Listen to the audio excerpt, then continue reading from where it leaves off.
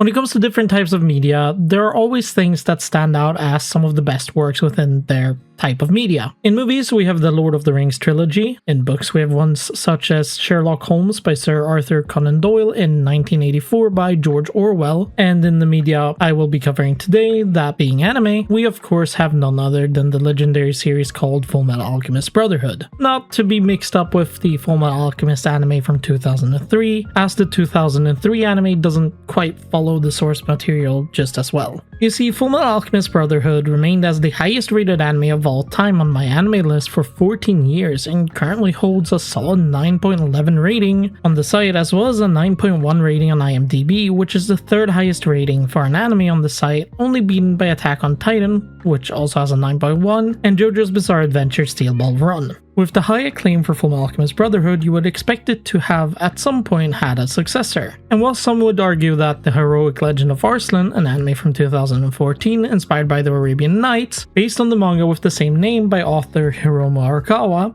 who also wrote the manga for Full Metal Alchemist, which was adapted into an anime, is a spiritual successor to Full Metal Alchemist, it didn't quite capture the same success, even though I personally at least think it's great and a bit underrated. But then in 2021, it was announced that Arakawa was working on a new manga that would be released during 2021, and it would be released to praise from just about everyone that I have heard talking about it. This manga then got adapted to an anime this summer season, and it is called Daemons of the Shadow Realm. Daemons of the Shadow Realm almost instantly saw success as people gave it praise for being the fantastic story people were expecting from the creator behind Full Metal Alchemist, and the studio adapting it is also Studio Bones, who created the Full Metal Alchemist Brotherhood adaptation that we all know and love. But let's talk about why Daemons of the Shadow Realm is so great. To begin with, let's give you guys a little summary of what Daemons of the Shadow Realm is about. Daemons of the Shadow Realm is about a young boy by the name of Yuru, who lives in a rural village atop a mountain called Higashi Village. At the start of the first episode, we get to see that Yuru lives a peaceful life there, where he happens to do things such as hunting. We are then shortly after this introduced to his twin sister Asa. These two twins also happen to be the so-called twins who sunder night and day. Shortly after Yuru visits his sister, after being out hunting, the town gets attacked by a group of what seems like mercenaries. And this is where we find out that the series is set in modern day Japan, as we prior to this don't see any modern inventions. As a result of this, Yuru summons the aid of two stone statues who are called Right and Left, who both turn out to be a type of being called Daemons.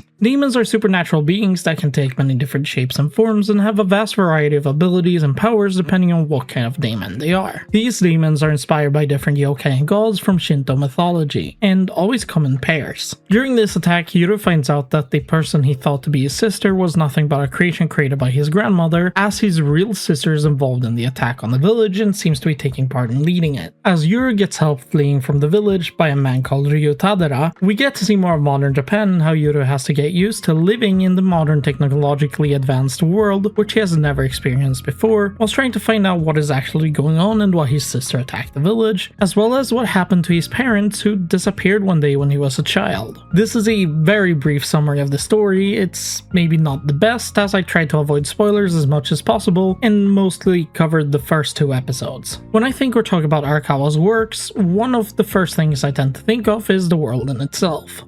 Arakawa is genuinely so incredibly amazing at taking a setting and making it her own in various ways. And this is noticeable in all of the works of her which I have at least consumed, in whilst one of them, that being The Heroic Legend of Arslan, is an adaptation of a series of novels, so I don't know how much of that setting is done by her. It is pretty easy to say that it still goes for Full Metal Alchemist and Daemons of the Shadow Realm.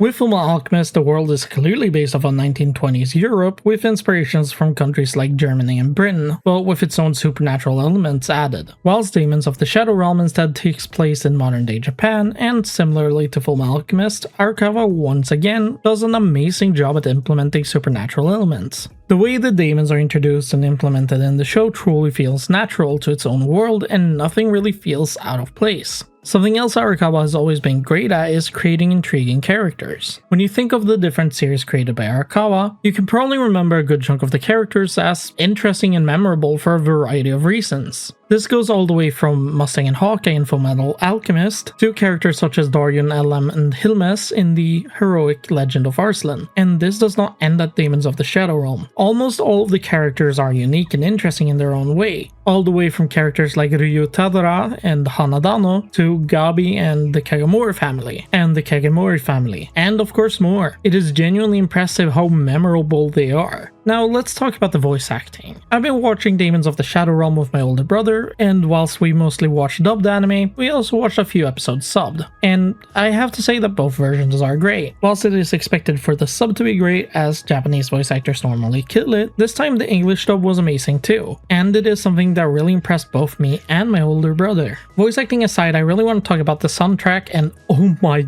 god does it slap. The soundtrack as a whole is genuinely amazing, and it really helps with immersing oneself in the series fully. Composer Kenichiro Suehiro actually genuinely killed it when it comes to the soundtrack, which also is kind of expected considering they've also done other soundtracks such as ReZero, which is amazing. The soundtrack really makes all of the scenes feel far more alive, all the way from the happy and funny moments to the action scenes, and lastly all the way to the mysterious moments. And of course I can't talk about the music without talking about the opening, which I somehow didn't actually quite vibe with at first, but it actually grew on me quite a bit after a while, and I gotta say that Vondi killed it when making the opening theme called Fly Away. The opening truly gives the show the feeling of an early 2000s shonen in the best way possible, and I genuinely love every moment of it, and it makes me so happy that it is as good as it is. The ending, Way Out by Yama, did kind of disappoint me instead. I normally generally like the more relaxed vibes, and there are a lot of endings that I find amazing. I normally like more relaxed vibes, and there are a lot of endings that I find absolutely amazing, and I generally love Yama's work, but for some reason, aside from the chorus, the ending really didn't speak to me, and so I ended up finding myself not really liking it, even though I really love Yama as an artist, which is really unfortunate, but we can't all like everything. It does however add a nice contrast when compared to the opening, and the fact that Yama and Vondi covered each other's songs to add to the contrast of making it feel like each song represents each of the twins is genuinely great. With all of that said, to sum it up, Daemons of the Shadow Realm is amazing thanks to its great character writing, world building, the performances from the voice actors, and of course the soundtrack. Whilst the animation is good, it is nothing groundbreaking, and it really feels like an old school battle shonen, which I personally really appreciate. Instead of almost only focusing on big fights like a lot of modern battle shonen, it takes its time to really involve us viewers in the world, and the characters, similarly to how Fullmetal Alchemist did. The show does a really good job at actually taking its time to create great characters and a phenomenal world instead of just primarily focusing on big individual fights. These are things I always felt like Fullmetal Alchemist did well to begin with, and seeing it being done really well once again is genuinely heartwarming, and makes it so much fun to watch as it feels like every small moment truly matters. With all of that said, what do you think of Daemons of the Shadow Realm? Are you enjoying it as much as I am, or do you think of it and view it in a different light for me? Feel free to let me know in the comment section down below. If you enjoyed this video and want more content like this, feel free to hit the subscribe button for more content like this. With all of that being said, I hope you all have enjoyed this video,